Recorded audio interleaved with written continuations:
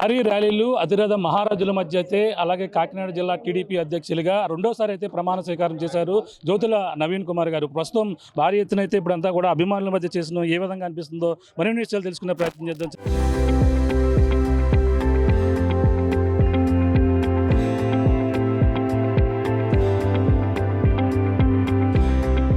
చెప్పండి, అతిరథ మహారాజులు భారీ ర్యాలీ మధ్య ఈ రోజు ప్రమాణ స్వీకారం చేశారు, ఏ విధంగా అనిపిస్తుంది? చాలా సంతోషంగా ఉంది, ఆనందంగా ఉంది. ఈరోజు నా రాజకీయ జీవితానికి ఒక మలుపుగా భావించవచ్చు. ఎందుకంటే నేను ఈరోజు ఈ ప్రమాణ స్వీకారం చేశాను అంటే ఈ 7 నియోజకవర్గాల్లోని కూడా మమ్మల్ని కానీ మా కుటుంబాన్ని కానీ అభిమానించే సెకండ్ గ్రేడ్ లీడర్స్ వల్ల నేను ఈరోజు ఈ స్టేజ్ మీద ఈరోజు ఖచ్చితంగా గర్వంగా చెప్పగలను. ఖచ్చితంగానే ఈరోజు ప్రమాణ స్వీకారం చేశాను. రేపు నుంచి ఒకంత బాధ్యత నాకు ఎక్కువైంది ఈసారి. నాకు వాళ్ళందరినీ కూడా సమన్వయపరుచుకుంటూ వాళ్ళ అవసరాలు తీర్చుకుంటూ వాళ్ళకి ఏ ఇబ్బంది లేకుండా చూసుకోవాల్సిన బాధ్యత నా మీద ఉంది. కాబట్టి ఆ విధంగా ప్రణాళికను రూపొందించుకుని రేపటి నుంచి నేను ప్రతి నియోజకవర్గంలోని కూడా ఆ స్థాయిని రూపొందించుకుంటాను. అంటే ప్రతిపక్షంలో ఉన్నప్పుడు ఆ అధ్యక్షుడు వ్యవహరించడం వేరు, ఇప్పుడు అధికారంలో ఉన్నప్పుడు చేయడం వేరు. ఈ రెండు విధాలుగా మీరు ఏ విధంగా ముందుకు వెళ్తారు? ఖచ్చితంగా ప్రతిపక్షంలో ఉన్నప్పుడు ఎవరికి ఏ కోరికలు ఉండవు. జనరల్గానే ఒకటే థాట్ ఉంటుంది ఎవరికైనా. ఏ నియోజకవర్గం నాయకుడికైనా, కార్యకర్తకైనా, ఓటర్కైనా, ఎవరికైనా సరే ప్రభుత్వం రావాలనే టార్గెట్ తోటి అందరూ కూడా పనిచేస్తారు. ప్రభుత్వం వచ్చిన దగ్గర నుంచి కూడా అప్పుడు ఏదైతే నేను కష్టపడ్డాను, నా కష్టపడ్డ తర్వాత తగిన గుర్తింపు రాలేదు అని నా దగ్గర నుంచి, లేకపోతే నాకు ఏ వర్క్ లేదో, లేకపోతే ఈ పని అవ్వలేదనో, లేకపోతే మర్యాద లేదనో, లేకపోతే అన్ని విధాలా కూడా ఆలోచనలోకి వెళ్ళిపోతాడు కార్యకర్త కానీ, నాయకుడు కానీ. వాటిలన్నిటిని కూడా ఒక సవాలుగా తీసుకుని వాటిని సమన్వయపరుచుకుంటూ ముందుకెళ్ళినప్పుడే మళ్ళీ పార్టీని ఇంకొకసారి అధికారంలో తీసుకొచ్చే పరిస్థితి ఉంటుంది. కాబట్టి వాళ్ళందరినీ కూడా సమన్వయపరుచుకుని ముందుకు తీసుకెళ్లాల్సిన బాధ్యత నాకు ఉంది. కాబట్టి వాళ్ళని రేపటి నుంచి ఆ విధంగా ప్రణాళిక రూపొందించుకుని నేను ముందుకెళ్తాను. అంటే గోదావరి జిల్లాలోనే ముఖ్యమైన ప్రాంతం కాకినాడ జిల్లా. కాకినాడ జిల్లాలోనే ప్రధానంగా ఇప్పుడు కూటమి నాయకులు కూడా ఉన్నారు. కూటమిలో కొన్ని విభేదాలు ఉంటాయి. అవన్నీ కూడా ఏ విధంగా మీరు సమర్థించి ముందుకెళ్తారు? కూటమిలో విభేదాలు అన్నాయి ప్రస్తుతానికి చిన్న చిన్నవి ఉంటాయి. ఏ కుటుంబంలో అన్న ఇబ్బందులు ఒక కుటుంబం కింద ఏర్పడ్డా ఆ కూటమి ఉంది. కాబట్టి ఆ కూటమిలో చిన్న చిన్న విభేదాలు ఉండొచ్చు. కానీ నాకు మంచి అవకాశం ఏంటంటే జనసేన ప్రెసిడెంట్ తోటి చిన్నప్పటి నుంచి మేము కలిసి పెరిగాం. బాబు అన్నయ్యతోటి ఎటువంటి ఇబ్బంది ఉండదు. జనసేన ఎమ్మెల్యే గారు నానాజీ గారితో ఎటువంటి ఇబ్బంది ఉండదు. అలాగే బీజేపీ ప్రెసిడెంట్ గారితో కూడా నాకు మంచి సంబంధాలు ఉన్నాయి. ఏ విధంగా సరే నేను వాళ్ళతో మాట్లాడుకుని వాళ్ళకి కావాలితే నేను చేస్తాను, నాకు కావాలితే వాళ్ళు చేసే విధంగానే మేము సమన్వయపరుచుకుని ముందుకెళ్తాం. పార్టీకి సంబంధించిన ఏ విషయాలైనా సరే సమర్థవంతంగా ముందుకు తిప్పికొట్టవలసిన పరిస్థితులు ఉన్నాయి. అంటే ఇప్పుడు ఆ ప్రతిపక్షాలు ఇప్పుడు ఏదైతే వైసీపీ అమ్మడి రాంబాబు చేసిన వ్యాఖ్యల్ని, చంద్రబాబు చేసిన వ్యాఖ్యల్ని ఏ విధంగా చూడాలంటారు? ఖచ్చితంగా వైసీపీ నాయకులు ఏ వ్యాఖ్యలు చేసినా సరే నేను అంత సీరియస్గా తీసుకోను. ఎందుకంటే తప్పుడుగా ఒక గవర్నమెంట్లో ఉన్నప్పుడు ఒక తప్పుడు విధానంతో వెళ్ళారు. ఒక స్క్రిప్ట్ తోటి పైనుంచి స్క్రిప్ట్ వస్తే వీళ్ళు మాట్లాడే విధానంతో వెళ్ళారు. ఇప్పుడు కూడా అదే పద్ధతిలో ఈ 15 నెలల్లో మాట్లాడి ఉంటారు. కానీ మళ్ళీ మొదలుపెట్టారు వాళ్ళు. ఏదైతే గతంలో చేసిన తప్పు వల్ల ఏదైతే కోల్పోయారో దాన్ని మళ్ళీ లాభించాలి, లేకపోతే దాన్ని మళ్ళీ పొందాలనే ఉద్దేశంతో పెడుతున్నారు. కానీ ఇంకా దిగజారిపోతారన్న ఆలోచన వాళ్ళకి ఎందుకు రావట్లేదో నాకు తెలియదు.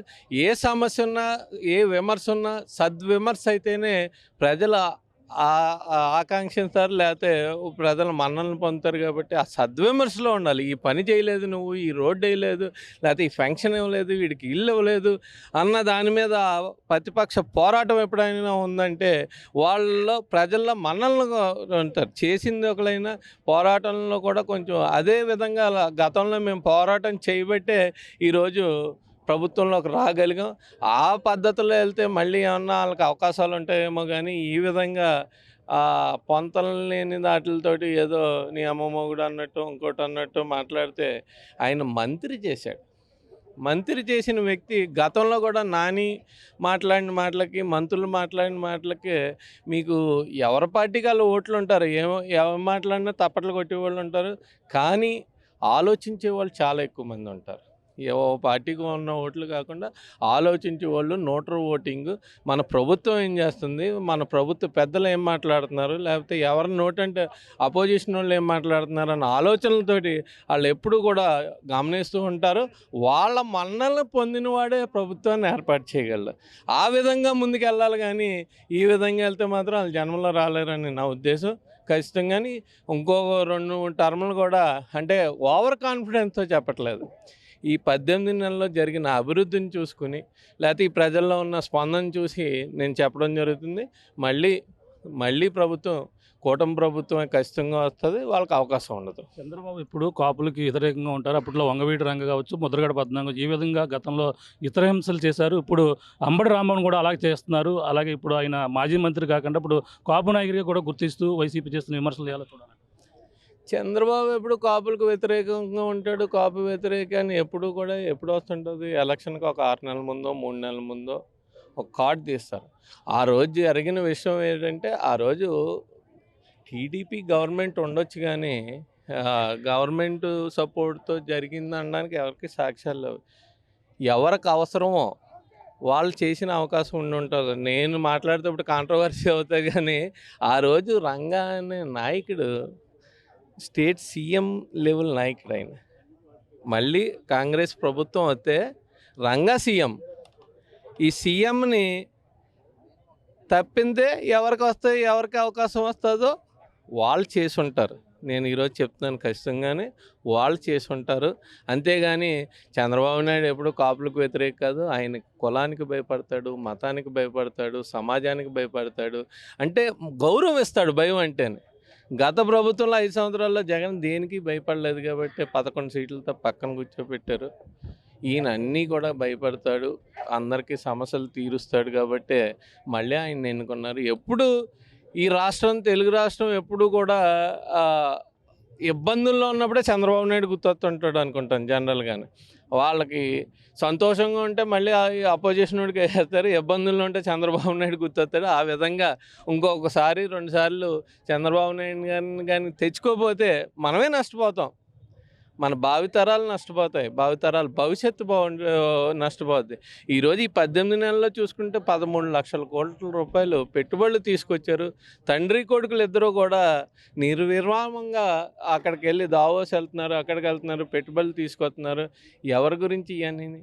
ఈ రాష్ట్రం గురించి, లేకపోతే ఈ భావితరాల భవిష్యత్తు గురించి. ఈ రోజుకి ప్రతి సంవత్సరం కూడా కొన్ని లక్షల మంది ఉద్యోగం కోసం, డిగ్రీలు పూర్తి చేసుకుని ఉద్యోగం కోసం వస్తుంటారు. వాళ్ళందరికీ కూడా ఎంప్లాయ్మెంట్ కల్పించాలంటే పరిశ్రమలు ఎప్పటికప్పుడు పుడుతూ ఉండాలి. ఆ విధంగా పరిశ్రమలు తెచ్చే ప్రయత్నం చేస్తున్నారు. అదేవిధంగా రాజధానిని అభివృద్ధి చేస్తున్నారు, పోలవరం చేస్తున్నారు. అలాగే ప్రత్యక్షంగాని పరోక్షంగాని కొన్ని లక్షల మందికి ఉద్యోగాలు వచ్చే అవకాశాన్ని కల్పిస్తున్నారు. కాబట్టి యువత బాగుంటుంది, భవిష్యత్తు బాగుంటుంది, రాష్ట్రం బాగుంటుంది, అందరి పరిస్థితి బాగుంటుంది. కాబట్టి తప్పదు, వాళ్ళని నమ్మి తీరాలి.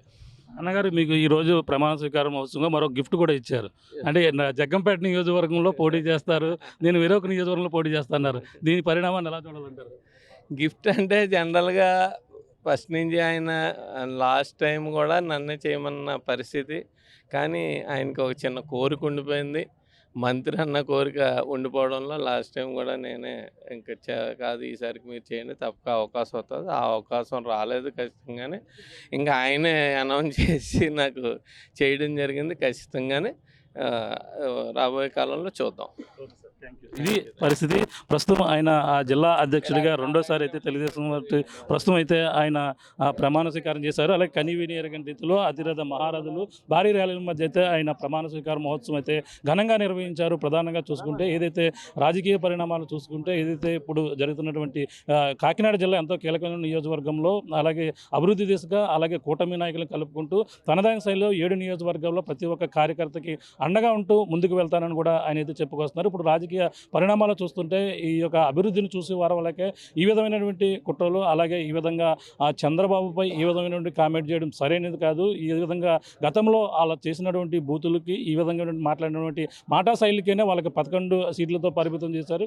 ఈ విధంగా అలా పునరావృతం చేస్తే మాత్రం రాబోయే రోజుల్లో ప్రజలు మరింత బుద్ధి చెప్పేందుకు కూడా సిద్ధంగా ఉన్నారు. ఎన్ని అపోహలు పెట్టినా సరే ప్రధానంగా ఎవరు కూడా నమ్మే పరిస్థితి లేరు. ముఖ్యంగా ఏదైతే నియోజకవర్గం ఉందో అది తండ్రి గారు ఈరోజు ప్రమాణోత్సవం సందర్భంగా కూడా జగ్గపేట నియోజకవర్గంలో రాబోయే ఎన్నికల్లో తనయుడు పోటీ చేస్తారని చెప్పిన దానిపై కూడా ఆయన మాట్లాడుతూ, ఆయన మంత్రిగా ఉన్నటువంటి చిన్న కోరిక అది దానిపై మాట్లాడుతూ ఈ విధమైనటువంటి కామెంట్ చేయడం జరిగిందని కూడా, అలాగే కాకినాడ జిల్లా అధ్యక్షులు జ్యోతుల నవీన్ గారు చెప్తున్న పరిస్థితి ప్రధానంగా ఉందని చెప్పాలి. దిగునున్న తాజా పరిస్థితి.